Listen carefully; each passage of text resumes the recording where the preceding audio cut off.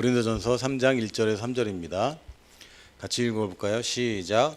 형제들아, 내가 신령한 자들을 대함과 같이 너희에게 말할 수 없어서 육신에 속한 자 곧 그리스도 안에서 어린아이들을 대함과 같이 하노라. 내가 저희를 젖으로 먹이고 밥으로 마냐하였노니 이는 너희가 감당하지 못하였음이거니와 지금도 못하리라. 너희는 아직도 육신에 속한 자로다. 너희 가운데 시기와 분쟁이 있으니 어찌 육신에 속하여 사람을 따라 행함이 아니리요. 아멘하고 싶지 않습니다. 내용이 제가 아멘할 내용은 아닌데 오늘 영적 성장에 대해서 이야기를 하려고 합니다. 일단 영적 성장 그러면 사람들은 이제 영이 성장하는 그림을 가지는데 영은 성장할 게 사실은 없습니다. 나이 먹지도 않고 우리가 새로운 영, 거듭난 영, 하나님의 영을 받아들여서 거듭난 이후에는 영이 성장하는 것은 없습니다. 단지 영의 영향력이 확장되는 거예요. 영적 성장이라서 신령한 것들 쪽으로 간다로 영적으로 성장하는 게 아니라 영적인 것이 나의 인생을 얼마나 지배하느냐가 바로 영적인 성장입니다. 예를 들면 여러분들은 지금 이제 어른이 됐잖아요. 어른 맞죠? 네. 여러분 어른이 됐으면 여러분의 DNA가 성장한 건 없습니다. 맞나요? 여러분 유전자가 성장했나요? 아니죠. 유전자는 그대로입니다. 여러분이 태어날 때 수정될 때 그거랑 변한 게 없어요. 여러분의 유전자는 그대로입니다. 그런데 유전자가 발현되는 것이 늘어났죠. 그렇죠? 어른이 됐으면 될수록 여러분의 본성이 더 드러납니다. 본성이 강화돼요. 그래서 아기들 보면은 남자 여자도 구별 잘 안 되잖아요. 여러분 아기들 봤습니까? 깐난 아기들 보면요, 남자 아기 여자 아기 구별이 안 됩니다. 그럴 때는 어떻게 합니까? 뭘 보고 구별하죠? 옷 색깔을 보고 구별하는 거예요. 잘 들으세요. 특히 아기 엄마들한테 상처 주기 싫으면 옷 색깔로 아기들을 구별해야 됩니다. 핑크 여자애죠. 파랑 남자애죠. 노랑 요 조금 여자, 약간 연두 남자, 약간 근데 보라. 이거 좀 어려워요. 그럴 땐 뭐라 그러죠? 그런 예쁘다고 여자처럼 취급하면 됩니다. 그러면 엄마들은 무조건 좋아해요. 근데 씩씩하네요. 남자죠? 그러면 안 돼요. 아닐 수도 있거든요. 이 색깔 보고 하는 이유가 뭡니까? 구별이 안 됩니다. 여자인지 남자인지 구별이 잘 안 돼요. 그러나 1차 성징, 2차 성징 뭐 지나고 나면 남성인지 여성인지는 감출 수가 없게 되죠. 이게 바로 성장하는 것입니다. 영이 성장하는 게 아니에요. 여러분 유전자가 성장하는 게 아닙니다. 유전자가 더 발현되고 더 본성이 드러나고 이것을 성장이라고 그러지, 여러분 본성 자체는 더 이상 성장하지 않습니다.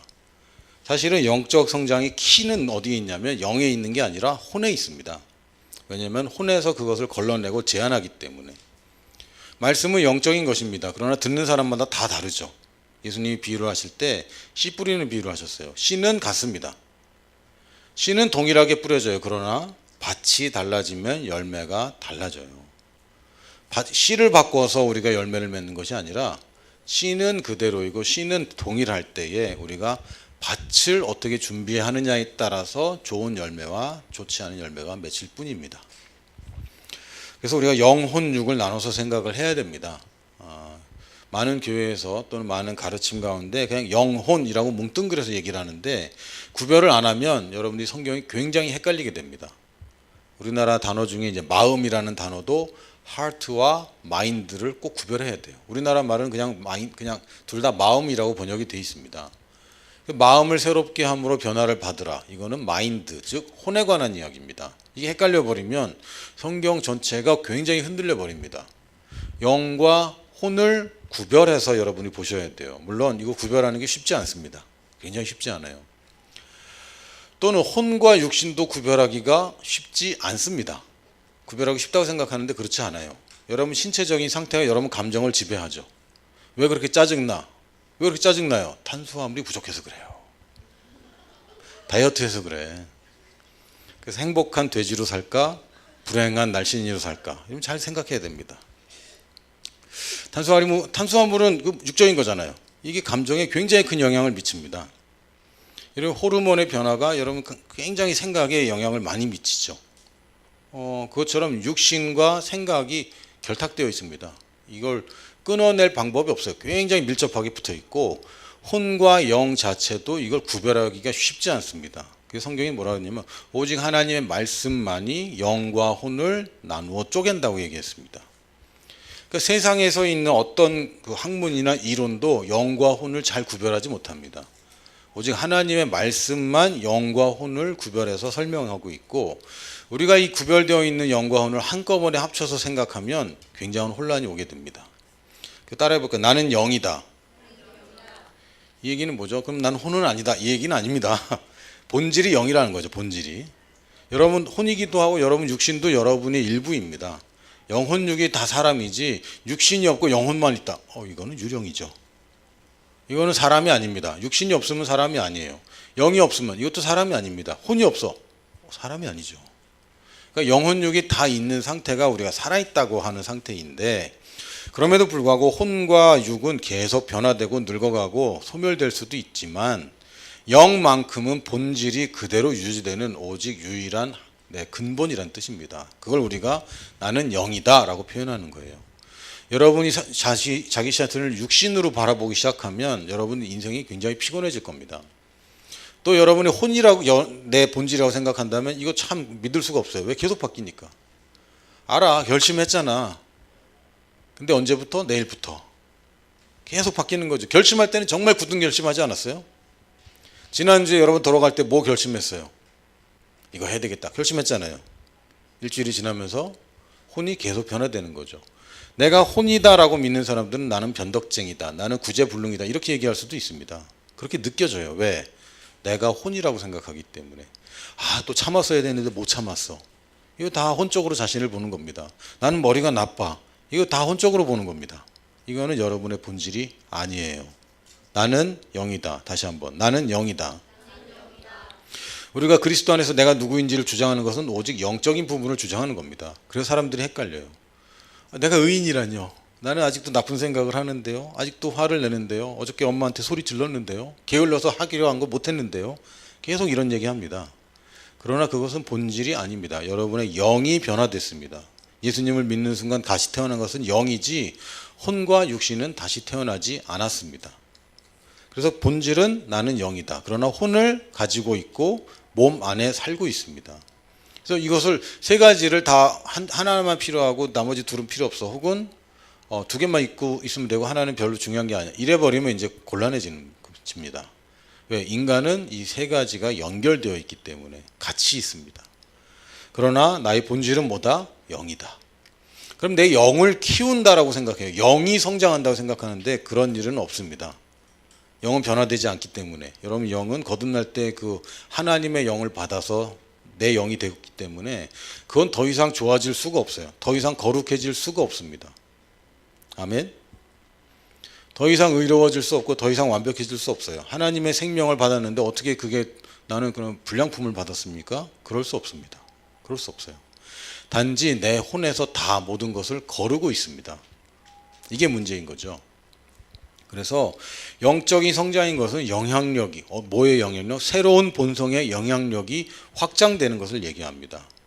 지금까지 여러분들이 그러나 거듭났지만 계속 변하지 않는 부분들이 있어요. 고정관념, 선입관 이런 것들 우리가 성경에 있는 용어를 따서 그 견고한 진이라고 표현을 하는데 견고한 진이라는 건 내가 오랫동안 쌓아왔기 때문에 이것이 쉽게 허물어지지 않습니다.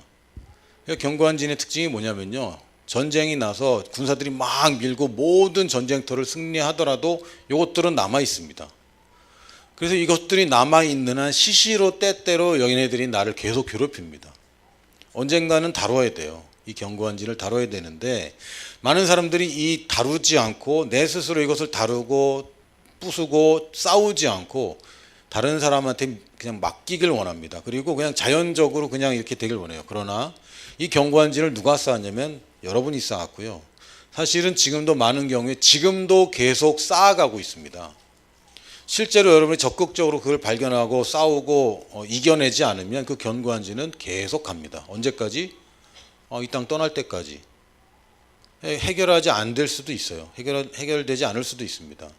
그 선택을 누가 하냐면 하나님이 해주는 것이 아니라 여러분이 하는 겁니다.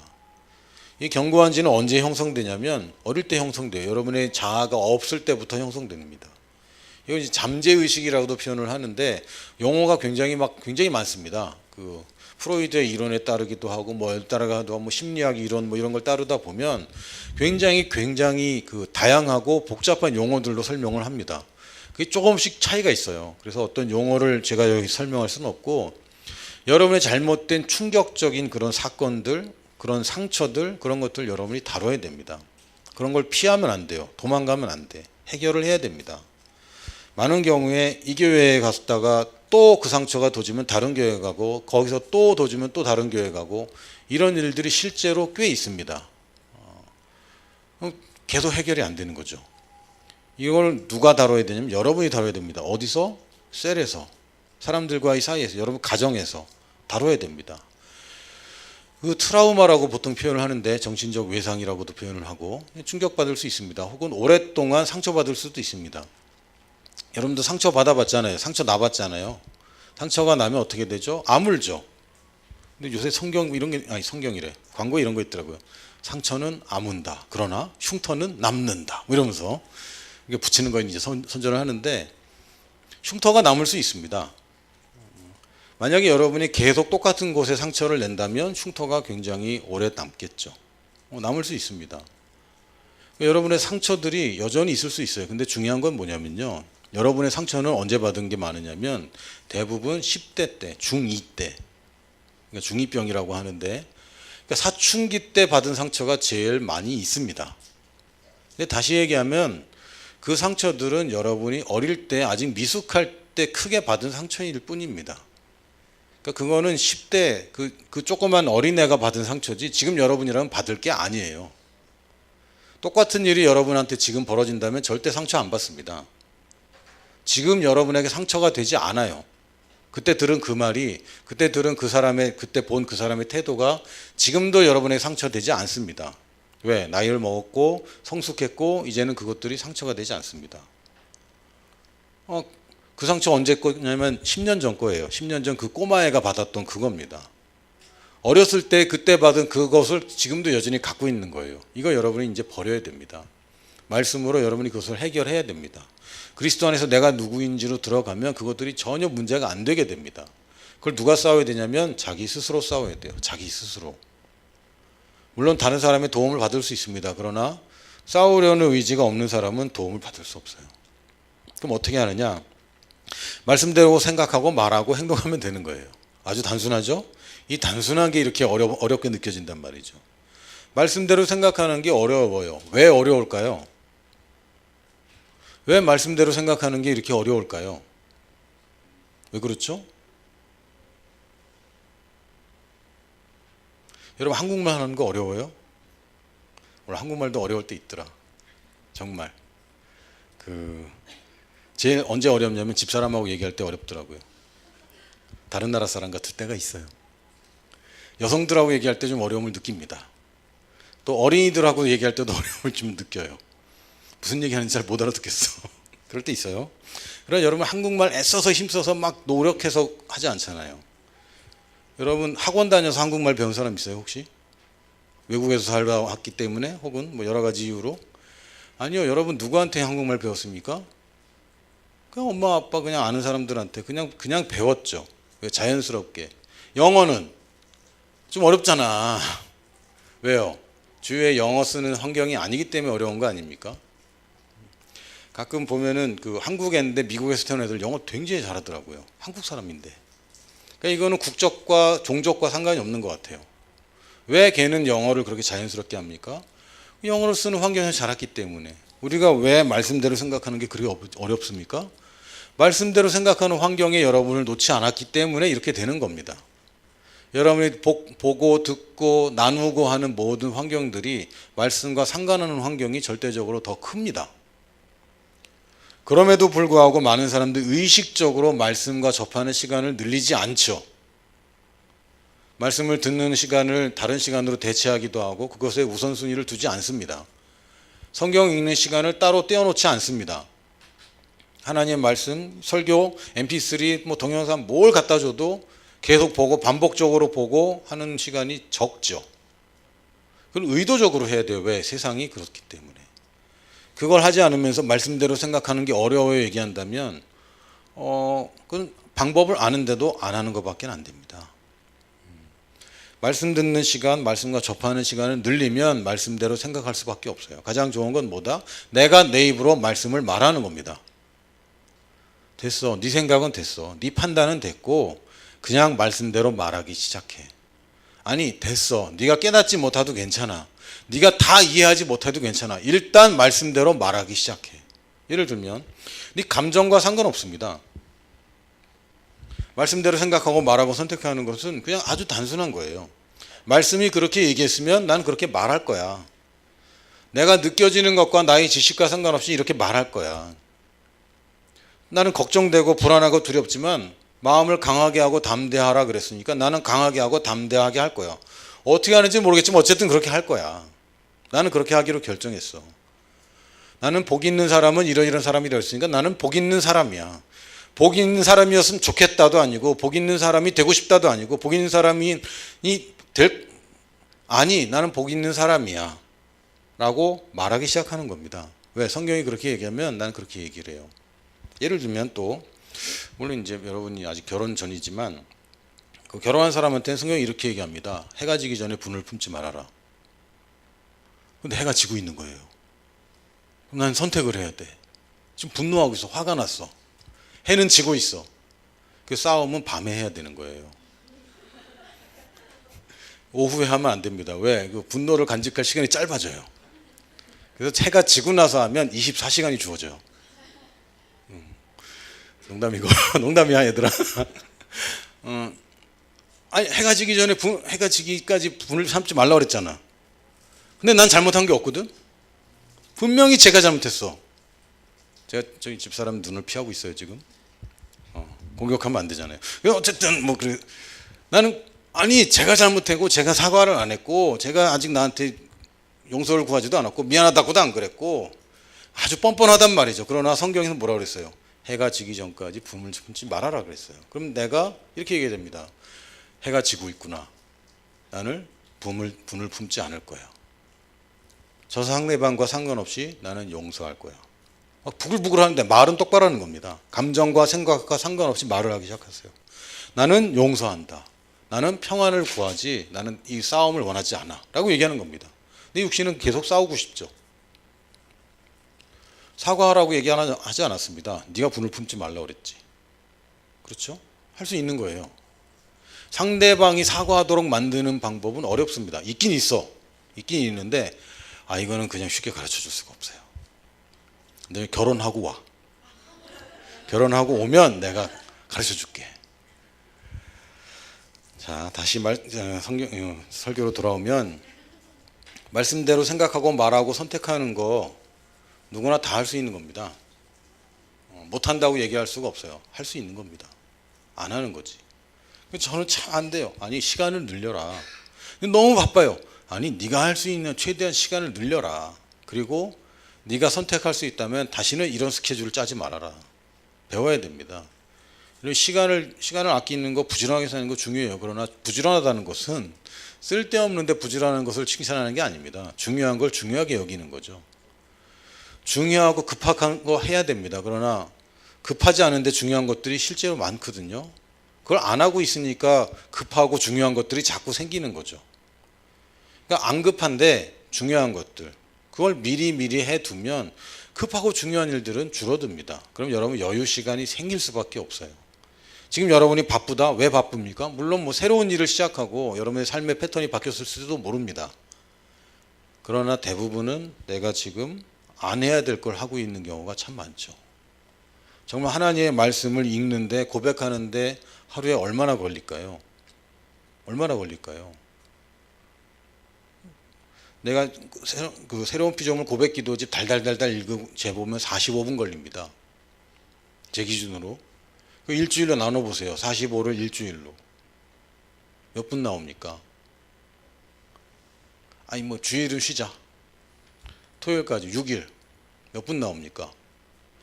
하루에 10분만 내도 여러분들 일주일에 한 번씩 고백 기도집에 있는 고백들을 다 할 수 있습니다. 하루에 10분을 못 내는 사람은 사실은 없어요. 없습니다. 다 할 수 있는데 내가 늘릴 생각을 하지 않고 변화될 생각을 하지 않는다면 여러분은 언제나 늘 한결같이 영적인 어린아이로 있는 거죠. 자, 그럼 어떻게 성장하느냐? 열쇠가 있습니다. 제가 여기 영어로 써놨죠? 영어 읽을 줄 알죠? 아이덴티티 뭐죠? 정체성, 내가 누구인가. 어노인팅, 이건 기름 부음이란 뜻입니다. 사실은 내가 무엇을 가졌는가에서 조금 핀트가 어긋나긴 하는데 그 영어로 IAM을 맞추다 보니까 어쩔 수 없어요. 그래서 사실은 이게 맞습니다. 여러분이 가진 축복, 그 여러분이 누구인가에 달려 있는 겁니다. 여러분 그냥 가진 거예요. 여러분이 누구인가가 가진 것과 같이 있는 겁니다. 특별한 게 아닙니다. 그러나 정말 우리가 뭘 가졌는지를 생각할 때는 사실은 여러분의 어노인팅을 봐야 돼요. 내가 이 세상을 위해서 뭘 가졌는가. 그리스도 안에서 나의 똑같은 거 말고 진짜 하나님이 나를 위해서 주신 그 특별한 거, 이걸 발견해야지. 그거 발견하지 않으면 여러분 미션을 찾는데 어렵습니다. 세 번째, 나는 무엇을 할 수 있는가가 아니라 할 수 있기 때문에 해야 되는 거죠. 이건 좀 다릅니다. 굉장히 달라요. 나는 부유할 수 있습니다. 아니, 부유해야 돼. 왜? 그걸 가지고 할 일이 있기 때문에. 여러분, 건강한 게 목적이 아닙니다. 여러분이 하나님께서 주신 인생을 살기 위해서 건강은 그냥 따라오게 해야 돼요. 미션 위주로 살아야 됩니다. 내가 이 세상에 사는 이유가 무엇인가. 이것을 발견하면 여러분 성장할 수밖에 없습니다. 분명히 성장합니다. 근데 요 중에 아이덴티티나 어노인팅이나 미션이나 한 가지만 삐그덕거려도 이런 성장이 그 균형을 잡히지 못합니다. 예를 들면 아이덴티티는 없어요. 다시 예를 듭시다. 아이덴티티는 내가 누구인지만 알아. 그럼 어떻게 되죠? 성장하지 않아요. 그래, 나는 의인이지. 끝. 그래서 뭐? 더 의인처럼 사는 노력을 할 이유가 없어지죠. 어노인팅만 추구하면 어떻게 되죠? 기름 부음. 영적인 거 막 이러다가 이상해집니다. 또 미션만 강조하면 노예처럼 살죠. 힘들게. 이런 사람들 사실은 여러분 의외로 많습니다. 여기 있는 사람들도 이 균형을 잘 잡아야 돼요. 내가 누구이고 무엇을 가졌고 그래서 난 뭘 위해 살까? 이 세 가지 균형을 잘 잡는 것이 성장의 열쇠입니다. 또 하나는 티처블 스피릿이라고 표현하는데 잘 배우는 영입니다. 이런 사람들 특징이 있어요. 뭐냐면, 그러니까 이 얘기 들으면 이렇고 저 얘기 들으면 저렇고 이런 거 말고 내 생각과 경험과 다르지만 하나님의 말씀이 그러하다면 배우는 사람들이 있습니다. 성경에서는 베레아 사람들을 예로 들어서 사도 바울이 설명을 했는데 베레아란 말은 그렇게 썩 좋게 들리지 않습니다. 왜냐하면 2000년도 전에 밀레니엄 시대 때 그 종말론자들 중에 베레아파가 있었어요. 그래서 그 이미지 때문에 베레아 그러면 별로 좋지 않게 느껴지는 사람이 있어요. 여기는 이제 거의 없겠죠. 저보다 나이가 다 어리기 때문에. 자, 가르침을 잘 받는 영을 유지하는 겁니다. 이걸 태도로 치면 겸손이라고 부를 수도 있고요. 이거는 다 안다고 생각하는 게 아닙니다. 이건 좀 달라요. 그러니까 이랬다 저랬다 막 모든 가르침에 흔들리는 것과 다릅니다. 기준은 뭐냐? 하나님의 말씀이 그렇게 얘기하면 내가 스스로 성경을 읽어보고 앞뒤 문맥을 살펴보고 이것이 맞는지 아닌지 살펴보고 맞는다면 그것을 내가 여과 없이 받아들이는 겁니다. 예를 들면 예수님께서 채찍에 맞으면 너희는 나음을 얻었다 그랬거든요, 성경에. 근데 나는 안 아프단 말이지. 그리고 내가 아는 어떤 분은 그렇게 기도했는데 계속 아픈 사람도 있단 말이죠. 이렇게 주장하다가 돌아가신 분까지 있단 말이죠. 내 경험과 말씀이 다릅니다. 그때 여러분 어떻게 해야 됩니까? 그럼에도 불구하고 말씀이 맞아라고 돌아가야지. 너무 과하지 않아? 내가 보니까 이런 경우도 있고 저런 경우도 있고 안 된 경우도 있고 나도 경험해봤는데 안 되던데 라고 하는 것은 여러분 성장이 멈추는 겁니다. 그 분야에서 더 이상 성장하지 못해요. 이런 일들이 실제로 많이 있습니다. 여러분들과 다른 더 발전된 사람, 영적으로 성장해서 어떤 분야에 있어, 모든 면에서가 아니라 어떤 분야에 성장한 분들에 관해서 얘기를 들을 때 여러분은 그것을 받아들일 준비를 하는 것이 성장하는 준비를 하는 겁니다. 예를 들면 어떤 분들은 재정적으로 저보다 훨씬 더 많은 돈을 사용하시는 분들이 있습니다. 좀 과하게. 예를 들어 보면 어떤 뭐 미국의 목사님 같은 어떤 분은 자가용 비행기를 사시는 거죠. 그걸 어떻게 봐야 돼? 에이, 저건 사치잖아. 이렇게 하면 나는 그 수준에 절대 못 가요. 이분은 하나님께서 주신 부유함을 잘 사용하는 분이라고 생각해야 되고, 제가 모르는 원리를 이분은 알고 있다라고 치는 것이 저한테 굉장히 유리해집니다. 근데 저건 아니지 라고 하는 순간 저는 재정적인 부유함이 그분까지는 못 가요. 왜? 내가 한정 지어버렸고 저건 사치야 라고 해버렸기 때문에. 저건 너무 갔어 라고 하는 순간 내가 그 방면에서 거기서 딱 멈추게 되고 발전하지 못합니다. 물론 그분들이 극단에 있을지는 몰라요. 극단에. 내가 거기까지 가야 될 필요는 없습니다. 그러나 여기서 그쪽 방향으로 좀 더 가야 될 필요가 있잖아요. 맞습니까? 꼭 내가 자가용 비행기가 아니더라도 적어도 뭐 아반떼 정도는 타야 되잖아. 예를 들면. 근데 나는 티코 모르지 참 너희들. 자전거 타고 있단 말이에요. 그러니까 자전거 타고 있으면 그분이 너무 나갔다고 생각이 될지라도 그분께 배울 게 있다고 봐야 되는 겁니다. 이해했습니까? 근데 티처블 스피릿이 안 좋은 친구들이 뭐라 그러냐면, 아, 저 교회는 목사님이 깨닫지 못했대. 그리고 어떤 그 외부에서 강사 오시거나 그러면, 아, 저분은 깨닫지 못했대. 이 복음을 모른다고. 네가 그렇게 얘기할 건 아니야. 그렇게 얘기할 건 아니야. 담임 목사님이 배우시겠다고 초빙을 하신 분이라면 여러분도 배울 게 분명히 있는 겁니다. 이런 태도를 갖는 게 훨씬 더 유리합니다. 근데 특히 이제 믿음의 말씀이나 뭐 이 복음 또는 새로운 피조물라고 얘기할 때 잘못 나가면 타 교회에 대해서 또는 다른 가르침에 대해서 배타적인 경우가 꽤 생길 수 있어요. 근데 그렇게 되면 여러분이 보호받는다고 느낄지 모르고 안전하다고 느낄지는 모르지만 그분이 가진 좋은 가르침을 여러분이 거절하는 게 됩니다. 이게 잘 구별을 잘 해야 돼요. 구별을 잘 못하니까 지금 어린이인 겁니다. 또 어른이 되면 이걸 잘 구별하게 돼 있어요. 이건 뭐 저희 교회고 또 제 경험담이기도 한데, 제가 아는 저희 담임 목사님 김진호 목사님은 그 생선살을 잘 발라 드세요. 티처블 스피릿이 굉장히 좋습니다. 그래서 어떤 가르침이 있든지 간에 이걸 필요한 부분을 잘 발라서 드세요. 그리고 성도들한테도 생선을 주시는 거죠. 근데 성도들은 가시까지 먹어버리는 거예요. 그래서 이거 너무 안 돼요. 막 이렇게 막 시험 드는 분들이 가끔 생깁니다. 그러니까 이분들은 티처블 스피릿이 별로 좋은 게 아닙니다. 여러분 생선을 볼 때 가시 발라 먹기 귀찮아 안 먹어 이런 사람 있죠? 있어 없어? 있단 말이에요. 생선 머리 주면 좋아하는 사람. 생선 머리가 제일 맛있대요. 어두일미라고 그랬잖아요. 생선 머리가 제일 맛있대요. 근데 대부분 안 먹습니다. 왜요? 복잡하거든요. 발라 먹으려면 해체해야 되거든. 쉬니까 안 먹어요. 이게 티처블 스피릿이 안 좋은 겁니다. 물론 생선 가지고 그런 게 아니라 그런 거라고. 그래서 말씀 들을 때마다 판단하고 말씀 전하는 사람 판단하고 우리 조슈아 목사님 최가 다른 분은 다 별로야. 물론 그렇긴 해. 그런데 농담이고 그런 거는 좋은 태도가 아닙니다. 자, 세 번째는 요 얘기를 좀 하려고 그래요. 성장이 지식을 능가하지 못합니다. 여러분 성장의 한계는 어디 달려 있냐면 여러분의 지식에 달려 있어요. 내가 하나님 말씀에 대해서 얼마나 알고 있는가에 여러분 성장이 한계가 지어집니다. 물론 많이 한다고 성장은 거기까지 한다는 그 보장은 없어요. 그러나 내가 여기까지 하는데 그걸 넘어서 성장할 수는 없어요. 일단 아는 것은 늘려야 됩니다. 여러분이 계속 배워야 되고 여러분도 책도 봐야 되고 여러분의 말씀도 공부를 해야 되고 여러분이 세가족반 양육반을 계속 반복적으로 해야 되는 이유는 세가족반 1시간 통과하고 나면 다 안다고 생각하지만 그렇지 않아요. 난 자신 있게 얘기할 수 있어요. 왜냐하면 제가 세가족반만 한 100번 이상 가르쳤거든요. 가르칠 때마다 새로워. 가르칠 때마다.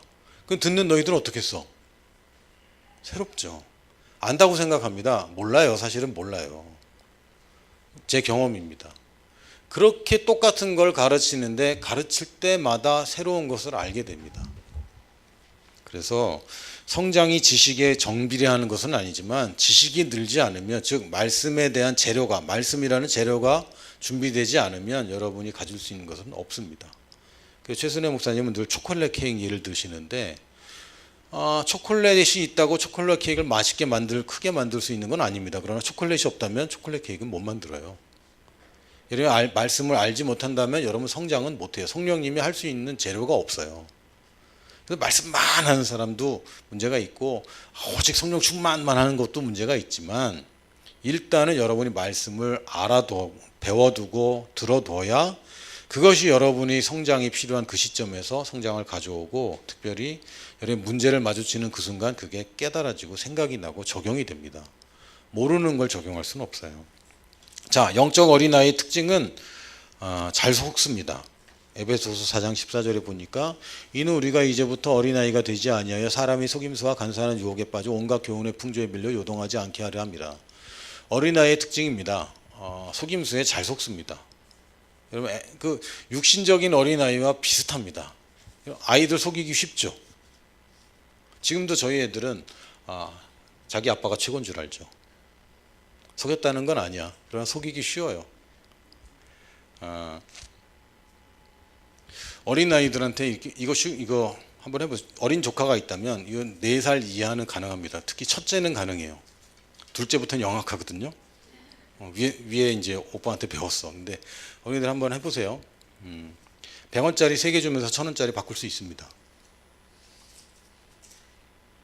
반짝일수록 효과가 크죠. 그것도 간단합니다. 왜? 속이니까. 이게 어린아이들 특징이라. 그래서 여기서 들으면 이런 거 같고 저기서 들으면 저런 거 같고 이제 이렇게 되는 거예요.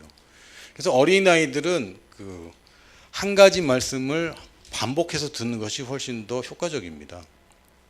이 교회 갔다 저 교회 갔다 이 채널도 보고 저 채널도 보고 별로 좋지 않습니다. 일단 여러분이 여기 교회에 정착을 했다면 여기 가르침에 능숙해질 때까지는 여기에 집중하는 것을 추천합니다. 기독교 방송 많이 보시는 분들 있거든요. 이분들 발전 잘 없어요. 왜냐면 여기선 이렇게 얘기하고 저기선 저렇게 얘기하면 다 그럴듯하거든요. 그러니까 뭐 하나 중심을 못 잡는 거죠. 물론 거기서 아까 얘기했잖아요. 배울 게 있다고 얘기했잖아요. 그거는 어른들한테 주어지는 얘기입니다. 내가 프레임이 생기면, 이 구조가 잡히면, 내 뼈대가 생기면 그 다음에 살은 붙여도 됩니다. 그러나 뼈대를 이랬다 저랬다 자꾸 바꾸면 살이 붙을 수가 없어요. 뼈대를 붙이는 동안에는 속임수를 당하지 않도록 한 곳에 집중하길 바랍니다. 그래서 어떤 경우에 이건 조금 다른 얘기일 수도 있는데, 영적으로 어린 수준에서 너무 과도한 사역에 들어가는 경우도 있습니다. 예를 들면 나는 소돔과 고모라를 전도하겠어. 그리고 글로 들어가는 거죠. 그리고 거기에 풍조에 밀려 떠다니다가 그러고 나서 물들어서 나오는 겁니다. 이런 경우 있습니다. 솔직히 있습니다. 남자들은 군대에 다녀왔을 텐데 군대 가서 신앙 지키기도 쉽지 않습니다. 거기는 교회도 자유롭게 가지 못할 때가 있고 성경이나 말씀을 듣는 것도 자유롭지 못할 때가 있거든요. 그런 상황에서 나쁜 것들만 계속 듣죠. 안 좋은 얘기들 많이 듣습니다. 특히 혼나죠. 혼나기도 하고, 지금은 좀 많이 없었지만 맞기도 하고, 자기 뭐라 그러죠? 자존감이 밑바닥이 됩니다. 군대에서 몇 번 맞아보면 정말 자존감이 쓰레기가 되죠. 그냥 막 힘들어요. 그럴 때 있습니다. 사람의 속임수와 간사한 유혹에 빠져 온갖 교훈의 풍조에 밀려 요동하는 그런 경우 있습니다. 교훈들의 특징은 뭐냐면 그럴듯합니다. 그러니까 지금 나한테까지 들린 거죠. 이론들의 특징이 뭡니까? 그럴듯합니다. 그래서 나한테까지 지금 책으로든 뭐든 온 겁니다. 여러분이 생각해놓은 이론은 아니잖아요. 누군가가 만들었는데 그럴듯하기 때문에 나한테까지 왔어요. 그래서 이제 여러분이 조심해야 됩니다. 그렇다고 성경만 읽고 다른 공부는 하지 말아라. 대학 다 휴학하고 직장 다 그만두고 그냥 성경이나 읽고 하루 종일 수도원처럼 그런 얘기는 할 수 없어요. 그러나 지금 같은 세태에서 TV 보고 인터넷 보고 휴대폰 보고 사람들 얘기 듣고 이런 것들은 엄청나게 늘어났는데, 늘어나지 않았어요? 적어도 이 성경 쓰여질 시대보다 엄청 늘어나지 않았나요? 정보의 양과 정보를 취득할 수 있는 방법들이 어마어마하게 늘어났습니다. 그 옛날에는 그렇게 다양한 채널로 잡다한 것들이 막 오지 않았어요. 그러나 지금은 너무 다양한 데서 계속 오는 거죠, 정보들이. 그럴 때 여러분은 적어도 의도적으로 이 정보들을 차단하고 올바른 정보를 체득하는 시간은 일부러 띄어놔야 됩니다. 일주일에 2시간은 무조건 띄어야 돼요. 예배 시간 말고라도. 점검하고 여러분 체크하고 내 스스로를 가다듬는 시간을 갖지 않으면 이렇게 풍조에 밀려서 흔들리게 됩니다. 유행 타는 거고요. 사람들이 말하는 얘기를 고지고대로 듣고 왔다리 갔다리 하는 겁니다. 또 영적 어린 나이에 이 얘기하면 이제 많은 사람들이 걸릴 텐데 예민합니다. 민감해요. 그 상처를 잘 받죠. 그 어린이들 예민하잖아요. 그렇습니다. 영적 어린아이들도 예민해서 특히 교회 내에서 상처를 잘 받습니다. 사람들 표정 때문에 상처받기도 하고 별거 아닌 곳에 이제 상처받기도 합니다. 그 얘기는 뭐다? 아직 어리다라고 판단하면 되겠어요. 또 자기중심적이죠. 그래서 시기하고 질투하고 하는 일들이 분명히 있습니다. 별거 아니야, 별거 아니야. 정말 별거 아닌데 나는 가끔 우리 애들 보면서 막 시험 들어요. 이걸 가지고 싸워? 근데 나도 그랬던 것 같긴 해. 다 잊어버렸어요. 근데 어린아이들은 별거 아닌 거 가지고 싸우죠. 막 거대한 일 가지고 싸웁니까? 재산권 문제 가지고 싸우지 않아요. 싸워봤자 100원, 200원 가지고 싸워. 1000원, 2000원 가지고 싸워요. 여러분 그거 가지고 싸워요? 여러분 1000원 가지고 싸웁니까? 어때요? 아니 밥을 같이 먹었는데 더치페이긴 하기로 했는데 15,000원이 나왔네. 내가 7,000원을 낼게 네가 8,000원 내. 이러면 싸워. 야 반 갈라 500원씩 뭐 이러면 싸웁니까? 안 그러잖아요. 물론 이제 돈이 없으면 그럴 수도 있겠지. 그러나 내가 왜 자기중심적이고 예민합니까? 이거 성장해야 되는 과제입니다. 여러분들이 잘못된 게 아니에요. 그냥 어릴 뿐입니다. 이거 성장하면 됩니다. 또 꾸준하지 못하다라는 이 특징이 있어요. 꾸준하지 못해요. 우리 애들 생각나네. 정말 꾸준하지 못해. 애들이 문제가 있냐? 아니야. 어려서 그래. 여러분 꾸준하지 못하잖아요. 왜 그래요? 어려서 그래요. 아이덴티티와 어노인팅과 미션을 알면 알수록 여러분 그 분야에 꾸준할 수밖에 없습니다. 왜? 그게 중요한지를 알게 됩니다. 어린아이들이 왜 꾸준하지 못합니까? 그게 중요한지를 몰라요. 그러니까 그냥 하다가 가치가 없기 때문에 집어치우는 겁니다.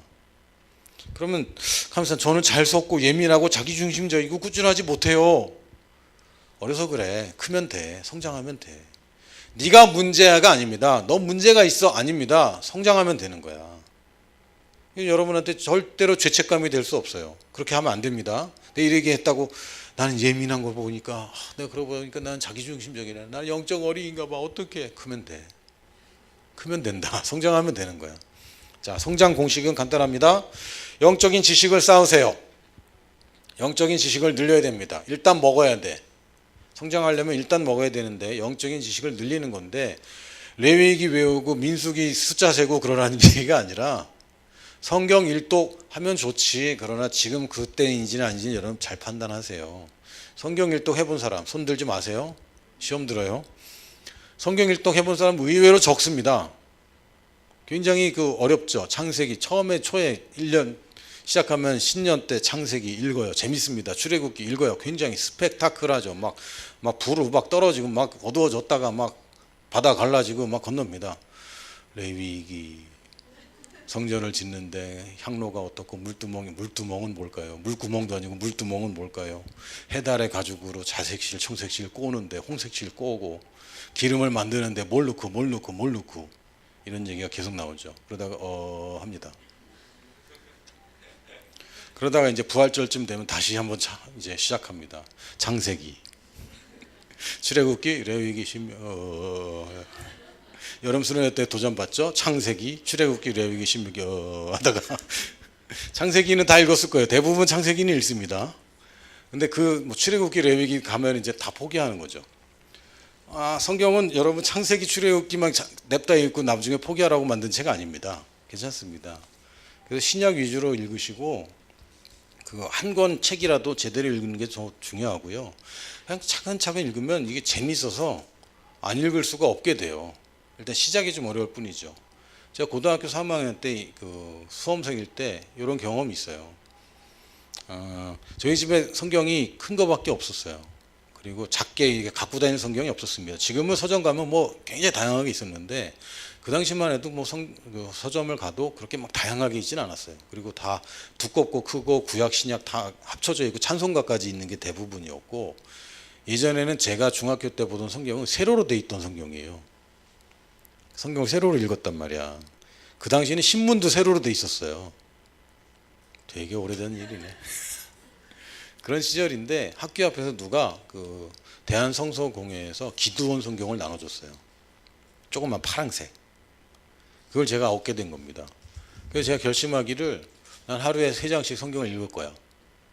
그래서 공부를 자율학습이라고 써있지만 자율이 아닌 학습 있잖아. 야간에 자율적으로 남아야 되는데 자율적인 게 없는, 그게 시작하면 무조건 3장을 읽고 시작하는 겁니다. 근데 고3이 되니까 3장을 읽는 시간이 불안한 거예요. 빨리 공부해야 될 것 같고, 이거 읽는 동안 다른 애들이 더 잘 나갈 것 같고, 막 이런 불안함이 있는 거죠. 잘 몰라? 공부 안 했구나. 어쨌든 막 그렇게 막 그런 겁니다. 3장을 읽는데 그렇게 시간이 많이 가고 막 아까운 거예요. 처음에 그럴 수 있습니다. 왜? 재미가 없어요. 그냥 읽어야 되기 때문에 읽는 거야. 아이들 때는 해야 되기 때문에 하는 겁니다. 왜 씻어야 되는지 몰라요.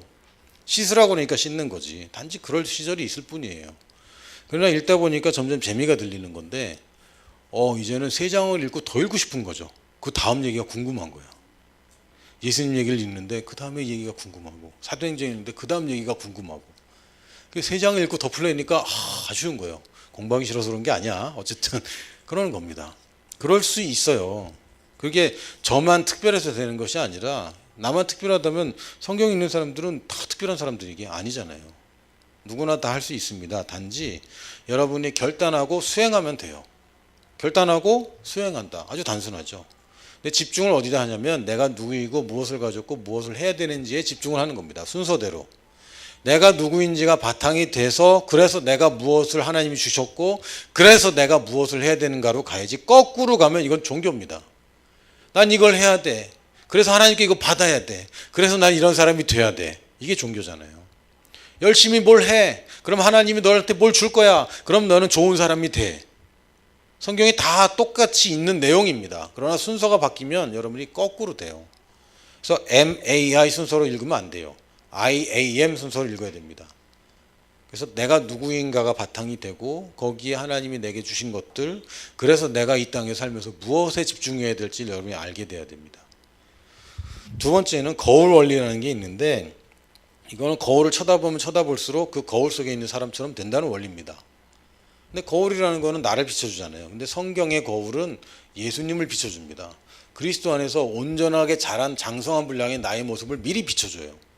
그리고 그걸 보면서 내가 그렇게 변하는 겁니다. 이거는 세상에서 뭐라고 표현하냐면, 혹시 기를 받았다 뭐 이런 표현 들어봤어요? 악수를 하면서 제가 사장님 기를 좀 받아야 되겠습니다 뭐 이런 얘기 들어봤어요? 안 들어봤어? 사회생활을 안 하는구나. 나이 든 교수님이 와가지고 내 젊은 사람 기를 좀 받아야 되겠습니다 뭐 이런 얘기 들어봤어요 혹시? 못 들어봤어? 그런 게 있어. 그런 게 있는데, 그 누군가를 만나서 그 기를 받았다고 막 이렇게 표현하는 게 있거든요. 근데 이게 원리적으로는 말도 안 되는 얘기입니다. 무슨 기를 받아? 자, 받아라. 내 기 가져. 그거는 말이 안 되는 거예요. 그러나 실제로는 그런 것 같은 현상이 벌어져요. 이게 바로 거울 원리입니다. 누군가를 만나잖아. 누군가를 알게 되잖아. 그 사람 보고 오잖아. 그럼 그 사람의 삶이라는 것이 내 삶과 겹쳤기 때문에 내 삶에 묻습니다. 그 사람의 삶이 접촉이 있었잖아요. 그래서 내가 뭘 결정할 때 그 사람이라는 이미지가 내 앞에서 어른어른 거려요. 그래서 평소에는 하지 않는 얘기인데, 그 강사가 했던 얘기, 그 사람의 스토리가 나한테 영향을 미치기 때문에 그 사람처럼 행동하고 그 사람처럼 말하고 그 사람처럼 판단할 수가 있게 됩니다. 위인전을 읽으면 이순신 장군처럼 살고 싶어지는 거죠. 그리고 그 사람이 이렇게 했던 것처럼 나도 이런 위기의 때 그런 사람들의 그 삶이 생각이 나게 돼요. 그래서 내가 못하던 태도를 하게 되고, 그런 그 생각의 마인드에 변화가 있죠. 그래서 마치 기를 받은 것처럼 내 삶에 일시적으로 변화가 일어납니다. 해보세요. 정말. 물론 이렇게 매주 만나는 사람한테는 익숙해지기 때문에 그렇지 않을지 모르겠는데 대부분 처음 만나거나 만난 지 얼마 안 되는 사람들과 만났을 때 이런 일들이 벌어집니다. 제가 이걸 경험했어요. 제가 목요일 아침마다 CEO들 자주 만나고 임원들을 만나는데 매주 목요일마다 만납니다. 나도 모르는 새에 어떤 조직의 대표들이 어떤 식으로 움직이는지를 제가 봐왔어요. 그리고 가진 사람들이 어떻게 사는지를 내가 봐왔어요. 그리고 이 직급이 올라간 사람들이 어떤 태도로 살아왔는지 제가 봐왔습니다. 근데 어느새 나도 모르게 그런 판단을 하고 있고 그런 가치관을 가지고 있고 그런 이야기들을 하고 있고 그런 식으로 내 삶을 경영하고 있는 거예요. 그 사람들이 나한테 이럴 땐 이렇게 해야 됩니다라고 코칭해 준 적이 없습니다. 저한테 직원들은 봉급을 줄 때 이렇게 해야 됩니다고 얘기해 준 적이 없어요. 그러나 제가 이미 다 아는 것 같아. 어떻게 하는지 눈에 보이는 것 같아요. 왜? 기를 받았기 때문에. 기를 받은 건 아니에요. 그러나 거울 원리가 작동되는 겁니다. 내가 누군가를 만나면 이 사람을 닮게 돼 있습니다. 자, 성장 공식입니다. 영적 지식 이야기했고 거울 원리 이야기했죠. 네, 말씀 묵상과 기도하는 것이 여러분의 영적 성장을 가져오는 비결입니다. 다시 얘기하면 이거 안 하면 성장 못해요. 제가 당연합니다. 말씀 고백 안 하고 방언 기도 경배 안 하면 성장 못해요. 다시 얘기하면 이거 하면 성장 무조건 합니다. 무조건 합니다. 하다가 말다 그래서 성장이 더딘 것이지 꾸준히 하는 사람이 성장 못하는 방법이 없어요. 어린아이가 태어나서 밥을 제대로 먹으면 성장을 안 할 방법이 없습니다. 크고 싶지 않아도 클 수밖에 없어요. 어린아이들이 성장 못하게 하는 방법은 딱 하나입니다. 영양실조. 지금 이제 북한의 청년들과 우리나라 청년들하고 평균 키가 엄청 차이 나죠. 왜? 유전자가 잘못돼서? 아닙니다. 단 하나, 영양 상태 때문에 그래요. 많은 크리스찬들이 영양 부족입니다. 이거를 안 해. 안 하고 늘 문제가 많아요. 그래서 욕을 먹습니다. 어떻게 욕을 먹냐면 교회 다니는 사람이 더해. 이런 얘기를 하죠. 어린이들만 많습니다. 교회에. 여기에도 어린이들이 있잖아요. 저도 어린 부분이 있어요. 여러분이 다 아무것도 안 되는 어린이라고 얘기하는 게 아닙니다. 여러분이 성장해야죠. 누가 성장합니까? 자기가 해야지. 누굴 위해서? 자기를 위해서 해야지. 성장하는 것은 뭐 성장해 주는 거 아닙니다. 가끔 가다가 예배에 나와 그러면 예배에 나와 주는 사람들이 있어요.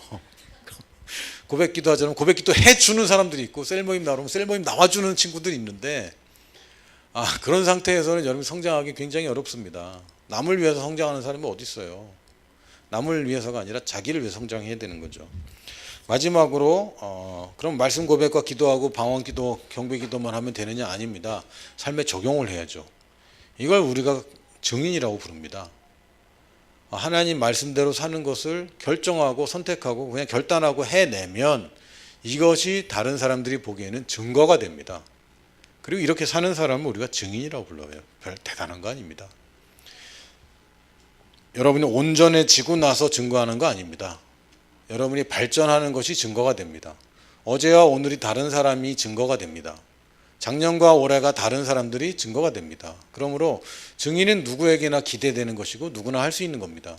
지금 있는 상태에서 너는 똑바로 살아야 되는 어떤 그런 욕을 먹는 사람이라도 이 사람이 말씀으로 기능하기 시작하면 당연히 삶이 바뀝니다. 하나님 말씀을 계속 우리가 묵상하고 기도하면 거울 원리에 따라서 하나님 말씀이 말하는 가장 온전한 모습으로 나는 자라가기 시작합니다. 그럼 일주일 후에 나의 삶이 증거가 돼요. 한 달 후에 나의 삶이 큰 증거가 되고 1년 후에 나의 삶이 큰 증거가 됩니다. 많은 사람이 자기는 몰라. 근데 주위 사람들이 알게 되죠. 너 뭔가 좀 바뀌었다. 너 전에는 안 그랬는데 웬일이야? 이렇게 얘기합니다. 이게 증거죠. 그때 여러분 얘기해야 돼요. 왜 그렇게 됐는지 여러분이 분명하게 얘기해 줘야 됩니다. 그래? 난 몰라. 왜 그러지? 이게 뭐야? 그게 아니라 얘기해줘. 내가 말씀 묵상과 기도를 열심히 하고 있어. 빠지지 않고 내가 지금 몇 개월 했다. 어때? 좀 변한 것 같아? 난 잘 모르겠지만 네가 그렇게 얘기하는 거면 변한 것 같네 라고 얘기해 줘야죠. 근데 왜 그런 얘기는 못합니까? 안 하니까 못하죠. 안 하니까. 사람들이 칭찬해도 진짜 운이지 이건. 왜? 내가 성장한 것 아무것도 모르겠는데. 그게 우리 인생 아닙니다. 우리 인생은 그리스도의 장성한 분량에까지 자라가는 게 우리 인생입니다. 지금의 여러분의 상태와 여러분의 그 수준과 상관없이 여러분 자라가면 되는 거예요. 자라가면 되는 겁니다. 끊임없이 자라가면 되는 겁니다. 여러분 다른 사람과 비교할 필요도 없어요. 어릴수록 비교 많이 하죠. 알아요? 어릴수록 비교합니다. 어릴수록 언니는 되는데 왜 난 안 돼? 형은 되는데 왜 난 안 돼? 어려서 그래요. 어려서요. 큰 사람은 절대 그런 얘기 안 합니다. 여러분들이 다른 사람과 비교하고 다른 사람들의 많이 상처받고, 여기 해결책은 여러분이 성장하는 겁니다. 영적으로 성장하면 대부분의 인간관계 문제가 더 이상 여러분 문제가 안 됩니다. 저 사람이 바뀌어야 내가 평안해져? 속은 거야. 미안해, 속은 거야. 우리 회사에 저 사람 때문에 내가 힘들어. 아니야, 속은 거야. 네가 성장하면 저게 문제가 안 돼요. 장애물이 많아. 내 삶에 문제가 많고 외부적인 환경적으로 문제가 많아. 아니, 네가 성장하면 그게 문제가 안 돼. 작은 돌뿌리가 큰 사람한테는 아무 문제가 안 돼요. 애기들한테 문제가 되는 거지. 여러분이 성장하면 대부분 지금 있는 수준에서 겪는 어려움들 더 이상 겪을 수 없어요. 그리고 성장하면 좋은 게 뭐냐면요, 다시는 못 돌아가. 다시는 못 돌아갑니다. 내가 지금 만으로 45인데 돌아갈 수 있을까? 다시는 못 돌아가. 내가 지금 네 아이의 아빠인데 돌아갈 수 있을까? 다시는 못 돌아갑니다. 성장하면 좋은 것이 다시는 안 돌아가. 다시는 옛날 그 모습 그대로 안 돌아가. 그럼 왜 자꾸 나는 또 돌아가고 또 돌아가고 그러나요? 성장이 안 됐고 여전히 견고한 진으로 그 분야가 남아있기 때문에 여러분이 다시 돌아가는 겁니다. 조금 이길 수는 있어. 그러나 견고한 진이 남아있으면 이게 결국은 또다시 살아나고 또다시 살아나고, 이거 언제까지 할 거예요? 그럼 지겹지 않습니까? 오늘 안 하면 언제 할 겁니까? 물론 오늘 한다고 내일 바뀌지는 않을 거예요. 성장은 시간이 걸리고 굉장히 모르는 채 천천히 발전됩니다. 그러나 오늘 하지 않으면 내년에도 똑같을 거예요. 오늘 한다고 내일 바뀌지는 않을 거지만 언제까지 내가 이렇게 살아야 돼? 그럼 안 되잖아요. 나이는 먹어가는데 성장은 안 하고 제자는 안 생기고, 이런 삶이 우리 삶입니까? 아닙니다. 지금도 내 문제 가지고 씨름하고 거기 언제까지 있을 겁니까? 여러분 야단치거나 혼내는 게 아닙니다. 성장은 필수입니다. 성장은 필수입니다. 성장이 안 되면 그걸 장애라고 불러요. 그렇죠? 여러분 보고 지금 장애인이라고 그러는 게 아니라 성장하고 있잖아. 성장하고 있어. 근데 성장이 안 되면 그걸 장애라고 불러요. 그게 그러니까 비정상이란 얘기야. 비정상. 그게 얼마나 가족들에게 얼마나 어렵습니까? 제 조카 2명이 있는데, 2명이 아니라 더 있지만 제 조카 2명이 발달장애예요. 엄마가 얼마나 힘든지 몰라. 아빠가 얼마나 힘든지 몰라. 나도 힘들어. 나도 걔네들하고 있으면 힘든 거 있어요. 솔직하게 얘기하면 힘들 때 있어요. 계속 똑같은 얘기를 하고 내가 TV 보는데 리모컨 뺏어가려고 그러고 힘들어. 근데 뭐가 문제예요? 본인은 몰라. 본인은 몰라.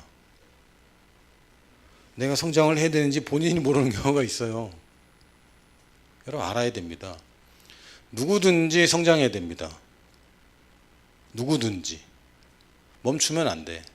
멈춘 만큼 손해고 멈춘 만큼 퇴보야. 절대로 성장해야 됩니다. 여러분 성장하지 않으면 본인은 몰라. 자기가 뭐가 문제인지 몰라. 그러나 아버지 보실 때는 이건 굉장히 가슴 아픈 일이에요. 그리고 여러분을 통해서 여러분의 영향받을 사람들이 다 줄지어 서 있는데 여러분이 여러분 인생이 성장하는 걸 포기한다면 그 사람들 여러분 책임입니다. 어떻게 감당하려고? 성장하십시오. 따라해볼까? 나는 성장한다. 성장하기 위해서 필요한 것이라면 나는 한다. 나는 성장한다. 아멘.